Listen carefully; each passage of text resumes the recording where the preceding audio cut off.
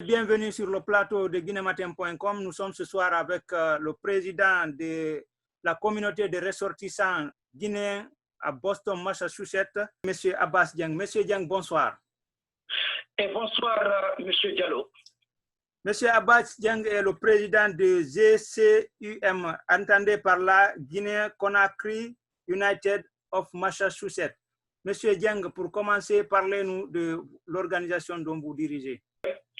Monsieur Diallo, je commence tout d'abord par vous remercier de cette opportunité que Guinée Matin m'offre pour parler de la communauté guinéenne de Boston dans l'État de Massachusetts. Pour la petite histoire, cette organisation a été mise en place en 1999. Et l'idéal de l'association est venu à l'issue de l'arrestation d'un Guinéen ici par l'immigration, et les Guinéens se sont retrouvés mobilisés et cotisés de l'argent pour permettre sa libération. Dès lors, l'idée a germé de dire que nous devons nous retrouver dans un contexte inclusif de tous les Guinéens pour qu'on essaie de mettre un bureau en place pour répondre aux aspirations légitimes de tous les Guinéens, de quelque niveau qu'ils soient et de quelque région qu'ils soient. C'est de là que l'esprit de la solidarité, de l'unité et de la fraternité a germé au niveau de la cité spirituelle ici de Boston, qui a vu la naissance du GCUM. Comme tu l'as dit, entendez Guinée-Conakry United Massachusetts. L'association est composée de combien de structures? Et cette association est composée essentiellement de 3 structures. La première structure, c'est la structure exécutive, c'est-à-dire les membres du bureau. La troisième institution, c'est le Conseil des sages. Le Conseil des sages est chargé de veiller sur les problèmes communautaires en général, si éventuellement il y a un conflit entre le bureau exécutif et les membres de la communauté. En image, c'est une instance juridique, mais purement traditionnelle pour le respect de l'inspiration de nos valeurs. La troisième institution n'est nulle d'autre que la communauté guinéenne elle-même, qui compose l'ensemble des leaders des associations régionales, associations islamiques, et les serrés en général.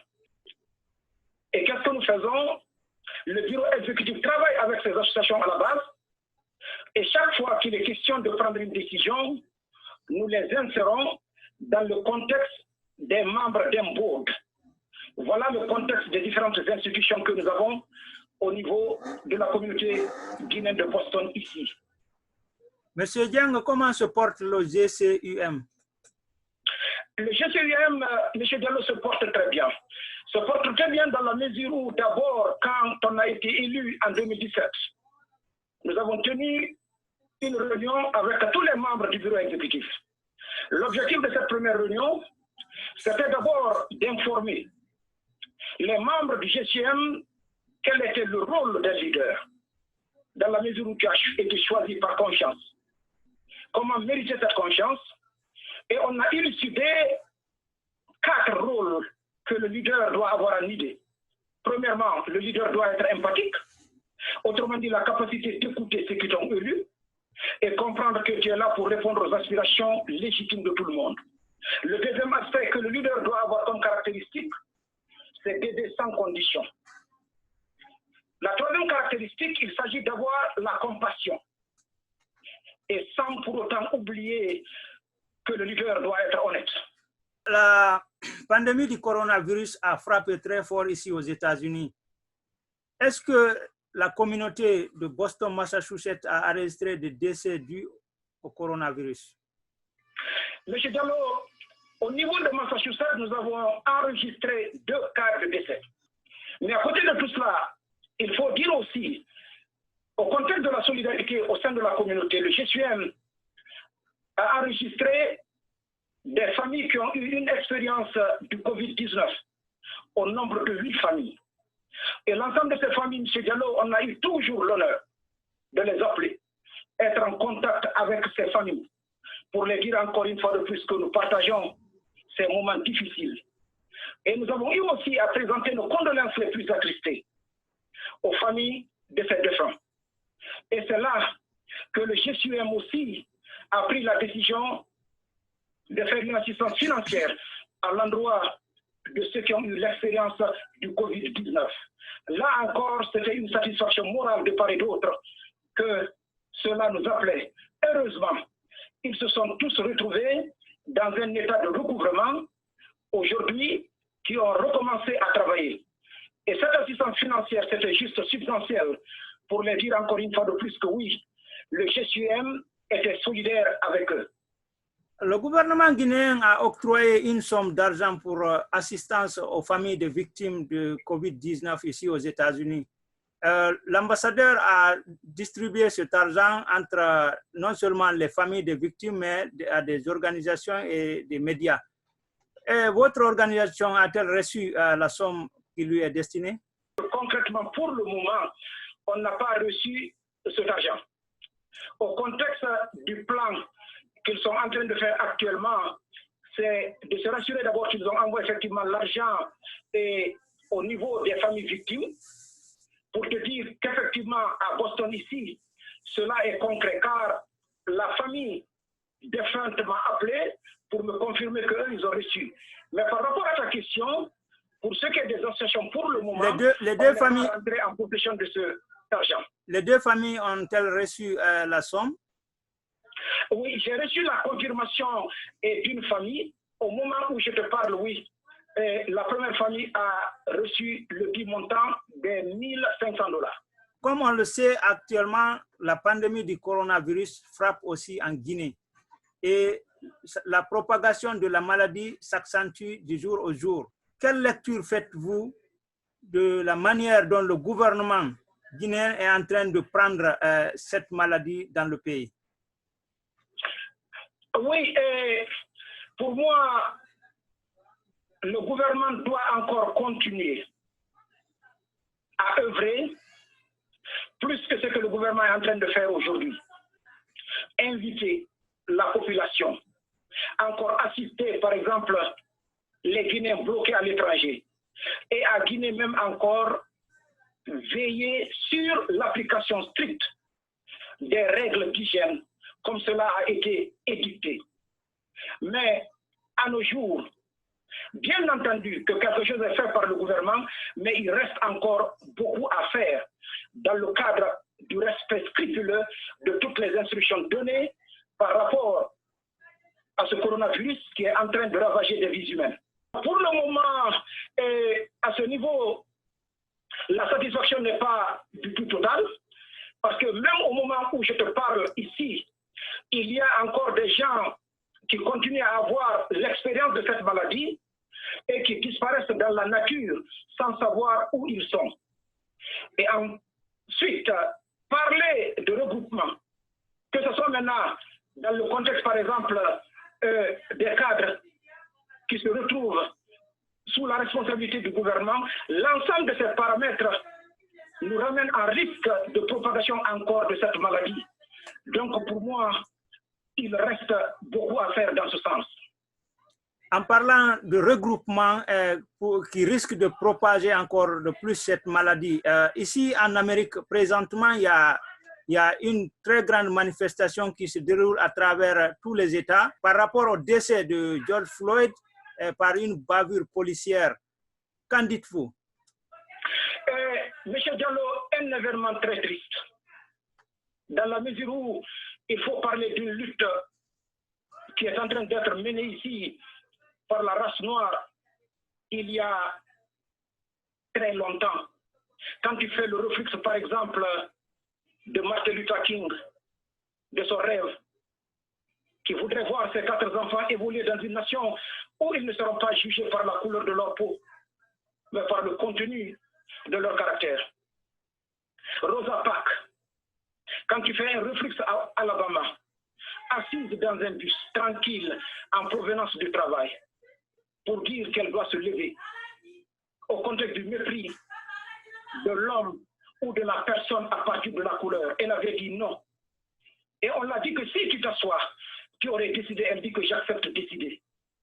Cette lutte qui a été menée il y a des années et des années continue encore de jour en jour. C'est pour te dire que malgré qu'il y a des années et des années que la lutte civique est en train d'être menée, le respect scrupuleux du droit de l'homme, le contexte de la proclamation de l'indépendance par Thomas Jefferson qui l'a dit dans ses mémoires, tous les hommes sont égaux et qu'ils sont procurés par leur créateur de certains droits inaliénables, droit à la vie, à la liberté et à la poursuite du bien-être. Autant dire que cette égalité doit être établie. Mais aujourd'hui, de cet événement triste que nous voyons des policiers sur le cou de George Floyd, malgré qu'il a crié encore une fois de plus à la vie, je ne peux pas respirer. Je ne peux pas respirer. Au contexte de cette émotion, nous disons oui, les policiers sont restés indifférents, M. Diallo. Alors nous nous posons la question de savoir quel est le sentiment que nous avons aujourd'hui par rapport à la chambre psychologique de Terence, qui dit avant tout je suis un homme et rien de tout ce qui est humain ne m'est étranger. C'est autant te dire que le défi reste et qu'aujourd'hui vraiment nous sommes alarmés et que pratiquement dans nos cœurs nous sommes brûlés dans la mesure où au niveau des États-Unis où nous parlons de la grande démocratie, de tels actes ne doivent pas subir aujourd'hui. Mais malheureusement, les sentiments sont ce que les sentiments sont et les comportements humains sont ce que ces comportements sont. C'est pour cette raison qu'il faut se lever et encore, M. Diallo, se donner la main pour arrêter ce contexte du mépris racial. Et quand nous parlons spécialement de la race noire, mais aujourd'hui, qu'est-ce qui s'avère être salutaire? C'est parce que et blanc et noir, tout le monde se sont levés dans les États pour dire non, et que cet acte est un acte ignominieux, et qu'un tel acte ne doit pas être le caractère symbolique de la vie entre les hommes et aux États-Unis et partout. Martin Luther King a dit que quand il y a une injustice quelque part, il faut s'arrêter et lutter contre une telle injustice. Dans la mesure où, si tu ne le fais pas, c'est une injustice effectivement qui va s'appliquer à tout le monde. Donc, le problème de Georges aujourd'hui doit être dans l'état d'âme de chaque être humain, ici aux États-Unis, en Guinée et partout dans le monde. Voici ce que nous vivons en ce moment. Triste et regrettable. Monsieur Dieng, vous avez vécu ici la maladie du coronavirus ici aux États-Unis. Avez-vous des conseils à donner aux Guinéens pour qu'ils prennent en considération cette maladie? Le conseil que je voudrais donner et que j'ai toujours donné, c'est de prendre les précautions et respecter les règles d'hygiène comme édictées par les hommes de la santé. Dans la mesure où M. Diallo aujourd'hui, comme tu le vois, la science est limitée. Nous venons au contexte effectivement d'un mystère du virus lui-même pour dire que oui, les recherches restent et demeurent, exploration, mais le dilemme reste. Donc si tu me demandais, on a dit qu'à chacun de veiller à laver proprement ses mains. On a dit à chacun de porter les masques. Dans la mesure où la propagation du virus se passe par les organes de sens, les yeux, les nez, la bouche, l'ensemble de tout cela peut effectivement causer la propagation. Donc des précautions effectivement à porter ces masques aujourd'hui, qui a été une recommandation faite par les hommes de la santé. Il faudrait les demander. Il faudrait donc encore sensibiliser les Guinéens, les communautés guinéennes partout qu'elles se trouvent, pour que oui, chacun veille à l'application de ces instructions données. Nos frères, nos parents, nos sœurs ne sont pas là aujourd'hui. Pour ce qui est des sentiments et autres, M. Diallo, je profite de l'occasion pour présenter mes condoléances les plus attristées à toutes ces victimes du Covid-19, aux familles victimes aussi, dans la mesure où ils étaient comme nous physiquement, mais que nous serons comme eux un des jours, et que nous les gardons tous en conscience et en esprit, et demandons que la gloire de Dieu et nos prières encore soient sur eux dans l'au-delà au paradis. Voilà le souhait que j'exprime. La vie est une question de temps et non pas tout le temps. Encore que leur âme repose en paix. Merci, M. Dieng. Il ne reste plus qu'à vous remercier et le micro est à vous pour votre mot de la fin.